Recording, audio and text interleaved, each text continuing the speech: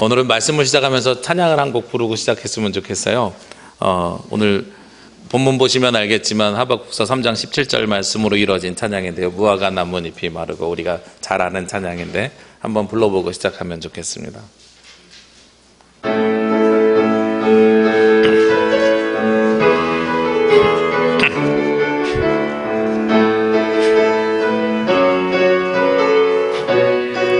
무화과 나뭇잎이 마르고, 무화과 나뭇잎이 마르고 포도 열매가 없으면 감람나무 열매 기치고 논밭에 식물이 없어도 무리의 양떼가 없으며 외양간 송아지 없어도 난 여호와로 즐거워하리, 난 여호와로 즐거워하리. 나 구원의 하나님을 인해 기뻐. 한 번 더 찬양합니다. 무화과 나뭇잎이 마르고, 무화과 나뭇잎이 마르고 포도 열매가 없으며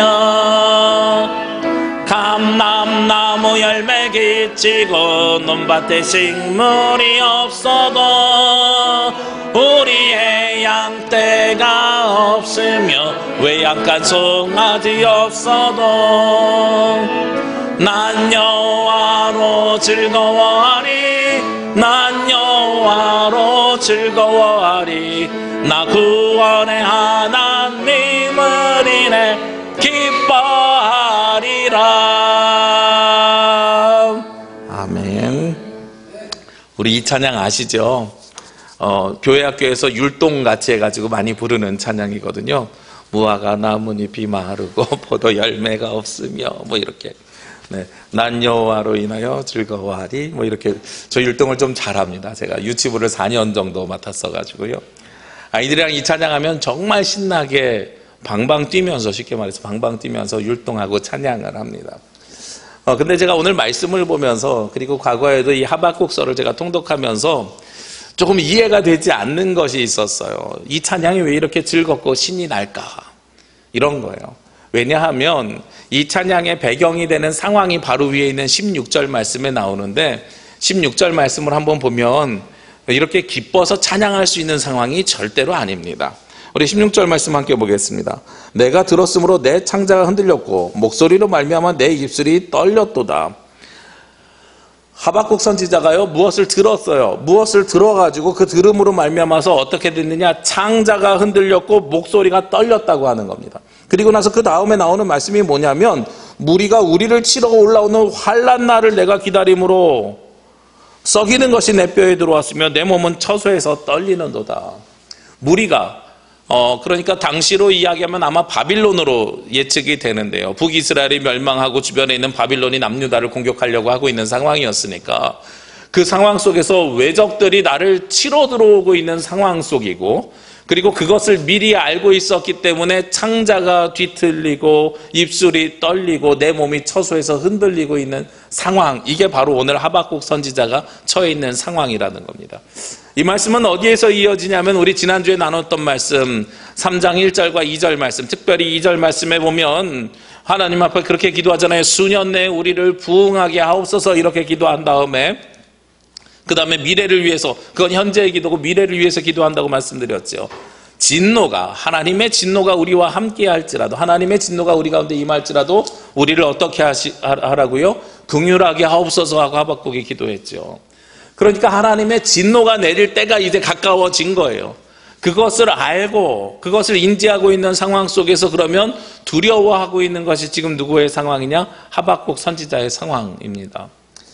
제가 말씀을 보면서 느끼고 깨닫는 것 중에 하나가 무엇이냐면, 이 선지자 혹은 예언자라고 부르는 분들은 세상의 이치에 굉장히 밝았던 것 같아요. 남들이 보지 못하는 것들을 봅니다.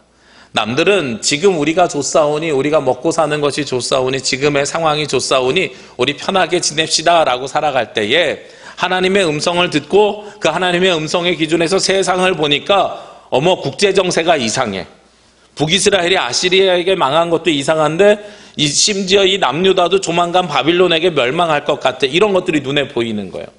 뭐 우리나라로 이야기하면 임진왜란 이전에 임진왜란이 일어날 것을 예측한 학자들이 있었죠. 그래서 10만 대공 양병설 뭐 이런 것들을 이야기하기도 했죠.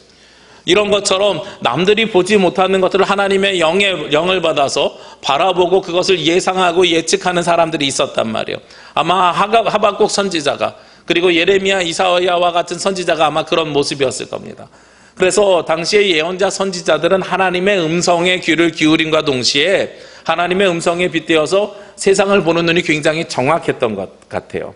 사람들은 모두 다 부정하고 부패하면서 우상 숭배하면서 괜찮다고 이야기했을 때 이들은 회개해야 되고 우리가 변해야 되고 하나님의 말씀에 귀를 기울여야 된다고 외쳤으니까요.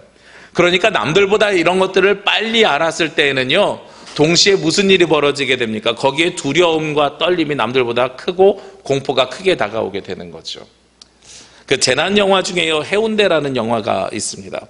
이 해운대라는 영화는 어떤 것을 기반으로 하는 거냐면 해운대 백사장에 쓰나미가 오는 것을 전제로 이야기하는 거예요.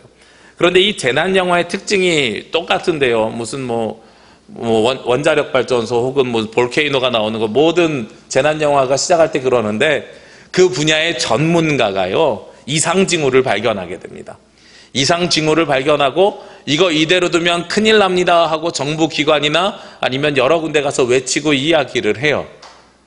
그런데 그것이 아무도 들어주지 않다가 실제로 그 일이 발생이 되고 벌어진 다음에 그 전문가를 사람들이 찾아가게 됩니다.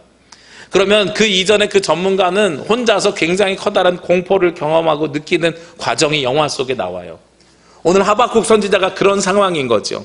아무도 하나님의 진노를 경험하지 못했지만 조만간 하나님의 진노가 우리 가운데 올 것을 알고 있었고, 그리고 하나님의 심판이 임해서 이 나라 이 민족을 벌하신 다음에 다시 세워가실 것을 하박국 선지자는 알고 있었습니다. 그런데 우리의 초점은 어디에 있냐면 다시 세워짐에 있는 것이 아니라 다시 세워지기 이전에 하나님의 진노가 얼마나 공포스러운지도 알고 있는 거예요. 우리가 몸이 아프면, 그래서 몸이 아프면 약을 먹고 해결하면 좋지만 그 질병이 좀 중해지면 수술이라는 걸 합니다. 무슨 종양이나 아니면은 이렇게 염증이 깊어져도 간단한 수술이지만 잘라내는 수술을 하게 되거든요. 제가 그 한 2년 전인가요, 석사 논문 쓸 때 너무 스트레스를 받았는지 눈에 다래끼가 여기가 생겨가지고요, 이 다래끼를 한 1년 동안 지고선 살은 적이 있어요. 근데 그 와중에 병원을 안과를 여러 번 갔는데 그 중에 첫 번째로 이게 갑자기 막 이렇게 붉어져가지고 병원을 갔더니 깜짝 놀랐어요. 뭐라 그랬냐면 여기 그 김기수 안과 거기 갔는데 새로운 그 여자 의사분이신가 봐요. 근데 이렇게 딱 누웠는데 간호사가 물어보는 거예요. 선생님 여기 마취크림 바를까요? 그랬더니 뭐라고 대답하냐면 저는 이거 짤 때 마취 안 하고 째요. 이러는 거예요. 그 얘기를 제가 들었어요. 그러니까 간호사하고 그 의사하고도 처음 이 일을 합을 맞추는 것도 당황스럽고 마취를 안 한다는 것에 더 당황스러웠어요. 그리고 나서 실제로 이 눈이를 칼로 째는데요, 정말 아파요. 정말 아픈데, 그러고서 째고선 괜찮아졌으면 다행인데 한 달 있으니까 이게 다시 또 나왔어요. 보는 분들마다 저에게 이야기하시는 거예요. 목사님 그거 병원 가서 째야 될 것 같은데요. 한 달이 넘었으니까 째야 될 것 같은데요. 제가 속으로는요, 겉으로는 네 그랬지만 속으로는 가면 보통 병원 가면 그러잖아요. 전에 보셨던 선생님 보실까요? 이러고선 네 하면 똑같은 선생님 만나서 마취 안 하고 이걸 또 째야 되는 거잖아요. 그 두려움과 공포가 있는 거예요. 그거를 아는 사람은 예측이 되고 예상이 되니까 그 두려움과 공포가 있어서 그걸 쉽게 결정하고 결단하지 못합니다. 그런데 결국은 어떻게 해야 해결이 돼요? 자연스럽게 해결되지 않으면 결국은 병원 가서 이 염증들은 쪼개내야 되거든요. 당시에 이스라엘 상황들이, 북이스라엘도 마찬가지였고 남유다도 마찬가지였는데 다윗 때와 같이 솔로몬 때와 같이 하나님 앞에 바르고 하나님 앞에 의로운 상황이 아니라 우상을 섬기고 부정과 부패했고 물질에 찌들어져 있었고 정말로 이루 말할 수 없을 만큼의 사회가 안 좋은 거죠. 그러니까 오늘 하박국 선지자가 무엇을 그 앞에 하나님 앞에 기도했습니까? 3절부터 그 중간에 있는 말씀을 보면 하나님의 심판이 임해가지고 하나님의 뜻이 이 가운데 이루어지고 이 땅에 부정한 것들이 사라지고 하나님의 나라가 새로 세워지기를 기도했단 말이에요. 근데 문제는 하나님의 뜻이 새로 세워지려면 무엇이 사라져야 돼요? 부정한 것들이 사라져야 되거든요. 그러려면 뭐가 임해야 돼요? 하나님의 진노가 심판이 임해야 돼요. 그것을 알고 있어요. 그러면 그 다음에 훨씬 더 좋고 행복한 일이 생길 걸 알고 있어요. 그럼에도 불구하고요. 그 진노와 슬픔은 얼마나 부담스럽고 떨리는 일입니까? 그렇죠? 저는 다시 생각하더라도요. 그래서 결국은 그 병원 못 가고 다른 병원 갔는데 지금도 그 의사가 있는지 모르겠어요. 근데 다시 생겨난다고 해도 저는 마취 안 해요. 이 말이 저는 마취 안 하고 그냥 바로 잽니다. 이 말이 너무나도 이렇게 충격적으로 다가왔었거든요. 오늘 하박국 선지자가 있는 상황이 바로 그런 상황입니다.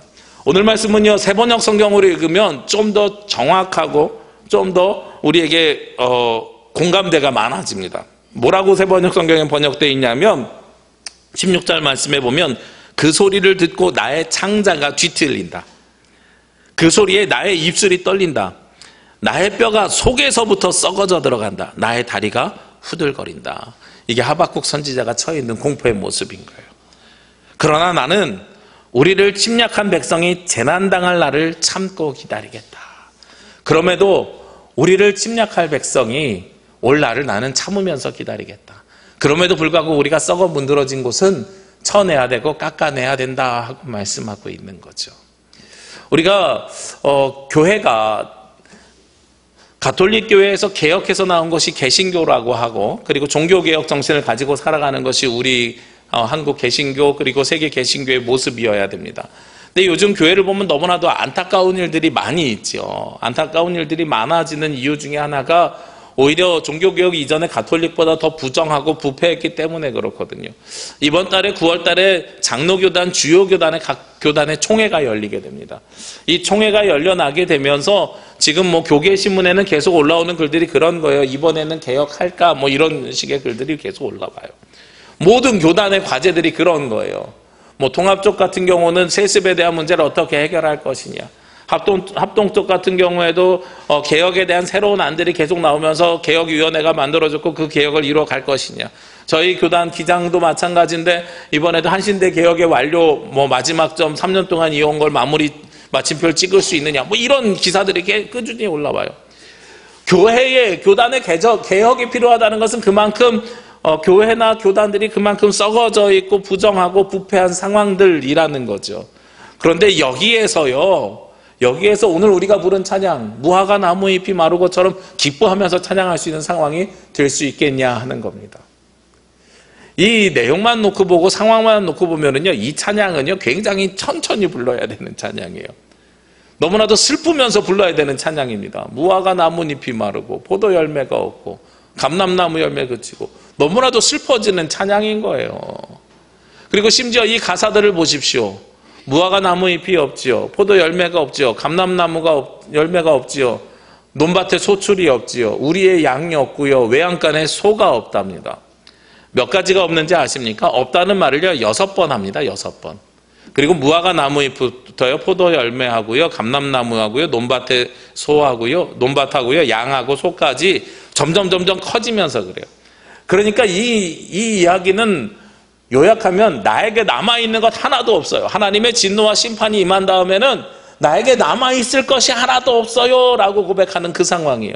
그러니까 이건 절대로 기쁠 수 있는 상황이 아니에요. 우리가 교회에서 이런 일들을 많이 보게 됩니다. 우리 보통 찬송가 부를 때요 가장 박수치면서 신나게 부른 찬송이 어떤 찬송인지 아십니까? 제가 부교육자 할 때 금요기도회 때 주로 그런 찬송을 많이 했는데 인터넷에 그렇게 검색하면 알아요. 제가 처음에는 찬송가를 뭐 불러야 될지 잘 몰라가지고선 검색을 해봤는데 뭐가 있냐면 보혈 찬송 메들리라는 게 있어요. 보혈 찬송 메들리 뭐냐면 주의 보혈 능력이 또다 이렇게 보통 기도원 같은 데서 박수치면서 막 부르는 찬송가들이 있지요. 그게 보혈 찬송 메들리인데 그 가사를 보십시오. 그의 피 믿으오 그의 피 믿으오. 야, 세상에서 안 믿는 사람들이 보면은요 저 사람들은 왜 피를 믿을까? 왜 보혈이 피가 능력이 있을까? 이렇게 생각할 거예요. 예수 십자가에 흘린 피로서. 이거 굉장히 우리가 신나게 부르거든요. 근데 가사를 천천히 생각해 보시자고요. 예수님 십자가에서 피 흘리고 있어요. 그걸 보면서 우리는 박수 치면서 와 이러고 찬양하고 있는 거예요. 우리가 거꾸로 생각해 보면 안 믿는 사람들이 보면 우리가 굉장히 무지막지한 사람처럼 보이는 거예요. 세상 사람들이 그렇게 이야기할 수 있죠. 예수님 십자가에 피 흘려 죽었어. 우리가 이렇게 이야기하면 쟤 사이코패스 아니야? 누가 저렇게 아파하고 죽는데 세상에서 가장 큰 고통을 당했다는데 쟤는 왜 저렇게 기뻐해? 쟤 사이코패스 아니야? 이렇게 이야기할 수 있어요. 감정이 없는 아이 아니야? 이렇게 이야기할 수 있어요. 근데 이 과정 속에는요, 우리가 이렇게 기뻐할 수 있는 이유 속에는 예수님의 보혈을 피를 기뻐할 수 있는 이 과정, 이 찬양 속에는 무엇이 빠져 있냐면 과정이 있어야 되는 거예요. 과정이 있고 그 과정 속에서 우리의 고백이 있어야 이것이 우리에게 기쁨이 되는 겁니다. 과정과 기쁨이 없고 그냥 그 가사만 놓고 박수치면서 신나는 모습을 보면 진짜로 세상 사람들이 생각할 때 미친 사람들, 이상한 사람들이 될 수밖에 없어요. 그런데 우리에게는 어떤 과정이 있습니까? 예수 그리스도가 십자가에 달려 죽으셨어요. 십자가에서 피 흘리셨어요. 그 피는 우리에게 어떻게 고백됩니까?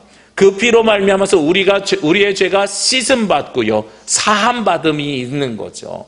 그런데 거기에서 끝나면 누군가의 희생으로 내가 이득을 보니까 내가 굉장히 나쁜 사람으로 끝날 수 있어요.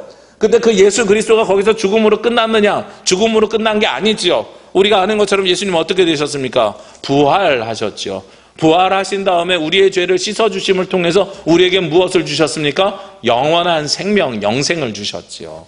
그러니까 이 모든 것의 시작점이 되는 예수 그리스도의 십자가가 없으면, 그리고 예수 그리스도의 피 흘림이 없으면 우리에게 무엇도 없어요? 예수님의 부활도 없고 우리의 영생도 없고 우리의 죄 씻음도 없는 거죠.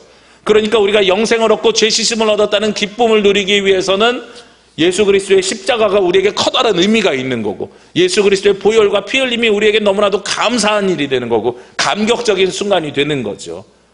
이렇게 설명하면은요, 그것이 우리가 박수치면서 찬양할 수 있는 이유가 되는 거예요. 그런데 이런 과정들을 모두 다 빼버리면 아무 이유가 되지 못하는 거죠. 마찬가지입니다. 무화과 나뭇잎이 마르고 포도 열매가 없으면 우리가 율동하면서 이렇게 기쁘게 찬양할 수 있는 이유가 있어요. 그런데 상황만 놓고 보면 정말로 어렵고 힘들고 창자가 뒤틀리는 것 같은 고통이 있는 이 상황 앞에서 어떻게 그럴 수 있을까? 이유는 딱 한 가지지요. 오늘 19절 말씀에요, 주 여호와는 나의 힘, 이렇게 고백합니다. 주님께서 나의 힘이 되어주시기 때문에 우리가 그 위에 있는 18절의 고백처럼 여호와로 말미암아 기뻐 즐거워하고, 그리고 구원의 하나님으로 말미암아 기뻐할 수 있게 되는 겁니다. 여호와가 나의 힘이 되지 못하면 이 찬양을 우리가 이렇게 기쁘게 부를 수가 없어요. 모든 것이 다 사라져 있는 상태거든요. 생각을 해보시자고요. 여러분이 가지고 있는 모든 것들을 다 빼앗기고 없어졌다고 생각해 보십시오. 거기서 우리가 어떻게 기뻐하고 감사할 수 있겠습니까? 만약에요, 그런 일이 있어서는 안 되겠지만 오늘 예배를 마치고 집에 가다가 강도를 만났다고 가정해 봅시다. 강도가 우리에게 칼을 들이밀면서 가지고 있는 거 다 내놔. 그래서 지갑에 있는 주머니에 있는 모든 돈과 카드와 모든 걸 다 내주었어요. 그러면 우리에게 뭐가 없어요? 아무것도 없는 상태인 거죠. 심지어 요즘은 뭐 가져갑니까? 스마트폰도 다 가져가죠. 모든 걸 다 가져갔다고 가정해 보시자고요. 제가 요즘 문명의 발달이 참 이런 거구나 하는 걸 경험하는 것이 이 스마트폰인데, 간혹 제가 뭘 잘 잊어버리고 나오거든요. 그래서 주머니에 지갑이나 카드, 돈을 놓고선 물건을 사러 간 적이 있어요. 그래갖고 처음엔 당황한 거예요. 주머니를 딱 만졌더니 지갑이 없어요. 계산대 앞에 서 있는데 주머니에 또 돈이 하나도 없어요. 이거 어떻게 계산하지? 그러다가 생각난 것이 스마트폰, 요즘 삼성페이 이렇게 탁 올리면 계산되잖아요. 그리고선 계산하고 나오면서 야, 이것마저 없으면 어떻게 계산했을까? 되게 불편했겠구나, 이런 생각을 하면서 돌아왔거든요. 그리고 나서 그것마저 없다고 생각하면, 그래서 낯선 곳에서 강도 만나서 길 위에 뚝 떨어졌다고 생각하면 내가 집에 걸어가기엔 좀 먼 거리고 아무것도 나에게 주어진 것이 없고, 그러면 나는 거기서 어떻게 찾아갈 수 있을까? 모든 것이 하나도 없는 상태, 외딴 곳에 버려져 있는 상태에서 나는 어떻게 다시 시작할 수 있을까? 한번 고민해 보시자고요. 우리가 할 수 있는 것 하나도 없습니다. 그런데요, 성경의 주석가인 매튜 헨리 목사님이라고 있습니다. 성경의 주석이라는 것이 무엇이냐면 성경 구절에 대해서 역사적으로, 그리고 이제 우리가 먼 거리니까, 그리고 오래전 예전 이야기니까 잘 모르는 걸 해설을 달아놓는 거예요. 성경이 교과서라고 하면 우리 어렸을 때 보던 전과와 같은 걸 만드는 것이 주석이라는 것인데, 매튜 헨리 목사님이, 그 성경 주석가인 매튜 헨리 목사님이 밤거리에서 강도를 만났다고 합니다.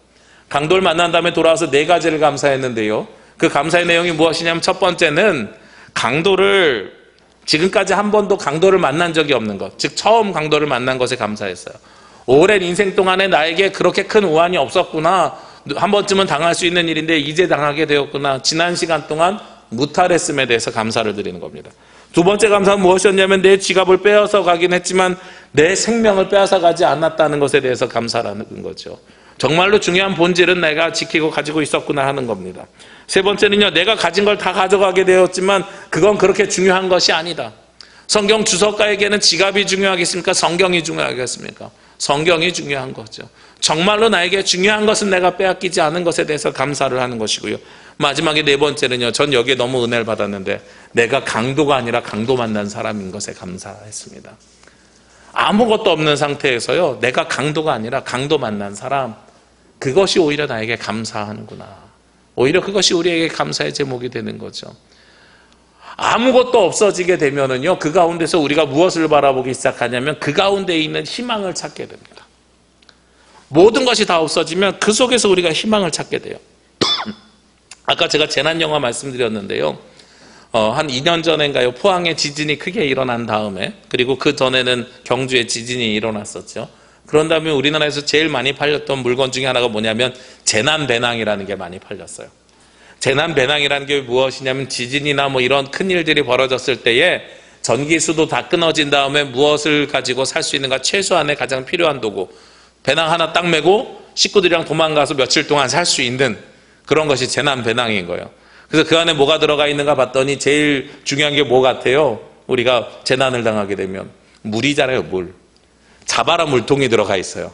배낭 안에 이렇게 납작하게 있는데 피면은 이렇게 물을 담을 수 있는 자바라 물통, 불을 펴야 되니까 파이어 스틱, 뭐 이런 것들, 손전등, 그 다음에 라디오 뭐 이런 것들이 다 들어가 있어요.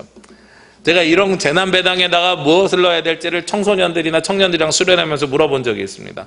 얘들아, 갑자기 지진이 났어. 쓰나미가 일어났어. 그래서 재난배낭을 만들어야 되는데, 재난 때 쓸 배낭 만들어야 되는데 너는 그러면 여기다 뭘 집어넣어 놓을래? 그랬더니 요즘 아이들의 첫 번째 대답이 뭔지 예측이 되시죠? 스마트폰과 충전기, 보조 배터리요. 이게 세트예요. 그냥 스마트폰과 충전기, 보조 배터리. 야, 전기가 없으면 어떻게 할 건데? 아이들이 당황해요. 보조 배터리 쓰면 되죠. 보조 배터리까지 다 쓰면 어떨 건데? 그럼 저는 태양열로 충전할 수 있는 보조 배터리를 살래요. 뭐 이렇게 아이들이 그런 식으로 발전을 해나가요. 그러면서 그거 가지고 뭐 할 건데? 음식은 시켜 먹으면 돼요. 아니, 재난 당했는데 음식이 어떻게 시켜지냐고요. 아무것도 없는데. 우리의 생각이랑 좀 다른 거예요. 재난을 당했을 때는 모든 것이 다 스탑이 되고 나 혼자서 내가 모든 것을 자급자족한다는 전제를 하는 거거든요. 오늘 하나님의 진노가 임했을 때요, 우리가 누군가의 도움을 받는 것이 아니라 내가 아무것도 가진 것이 없고 정말로 이 6가지, 가장 작은 것부터 큰 것까지 모두가 다 사라지고 나에게 소유가 하나도 없고 내가 세상에서 의지할 것이 하나도 없고 오직 나 자신만을 가지고선 살아나가야 할 때에 우리는 보통 어떻게 되냐면 절망에 빠지게 됩니다. 나 자신만으로 세상을 헤쳐나가야 될 때는 절망에 빠지게 돼요. 의지할 수 있는 사람도 없고요, 내가 물건을 구매할 수 있는 물질도 없고요, 나에게 도움을 줄 수 있는 사람도 없고요, 그리고 내가 주변에 있는 모든 것을 이용할 수 있는 방법이 없고요, 쌓아놓은 것도 하나도 없고요, 따먹을 열매조차도 없어요. 그럼 사람이 어디에 빠지게 돼요? 절망에 빠지게 되는 거죠. 나 혼자서. 이 참으로 애매한 것들이요, 그런 거예요. 우리가 나 혼자서 하게 되면 제일 먼저 걸리는 것이 뭐냐면 우울증 같은 것에 걸리기 쉬워요. 나 혼자서 이걸 어떻게. 그래서 큰일을 당한 사람들 있잖아요. 주변에 큰일을 당한 사람들 옆에서 뭘 자꾸 해줘야 되냐면 같이 밥 먹어주는 거 굉장히 큰 도움이 되는 일입니다. 제가 참 저희 교회 후배들한테 참 감사한 일이 있는데요. 지난달이죠. 한 3주 정도 됐는데 저희 재수 씨가, 저희 동생의 아내가 갑자기 자다가 돌연사를 했어요. 그래가지고 큰일을 겪었거든요. 그래서 장례를 치르고 이제 조카를 제가 데리고 내려와서 계약할 때까지 저희 가정에서 한 열흘 동안 데리고 있다가 올려보냈는데 한 열흘 동안 이제 조카를 데리고 있고 동생이 조카를 데리고 올라갈 때 물어봤어요. 너 열흘 동안 어떻게 지냈니? 뭐 집 정리하고 뭐하고 뭐 여러 가지 복잡한 일을 해야 되니까 어떻게 지냈니? 그랬더니 동생이 하는 이야기가 매일 저녁마다 교회 친구들이 순번정에서 와서 밥 먹어줬대요. 그래서 전혀 이렇게 다른 생각할 겨를이 없었던 거예요. 얼마나 감사한지 몰라요. 저는 교회 공동체가 그런 역할들을 해야 된다고 생각합니다. 매일 저녁마다 교회 친구들이 순번장 갖고 와서 밥 먹어줬대요. 우리가 어려운 일을 당했을 때요, 이제 특히나 나 혼자 남았다고 생각이 될 때, 그때가 가장 힘든 때입니다. 외롭습니다라고 이야기할 때가 가장 어려운 때이죠. 그때 무엇을 해야 되는지 우리가 알 수 있는 거죠. 그런데 거기에서 우리가 사람을 의지한다? 그러면 한계가 있어요. 왜냐하면 밥을 먹어줄 수 있는 것도 며칠이 전부거든요. 한계가 있어요.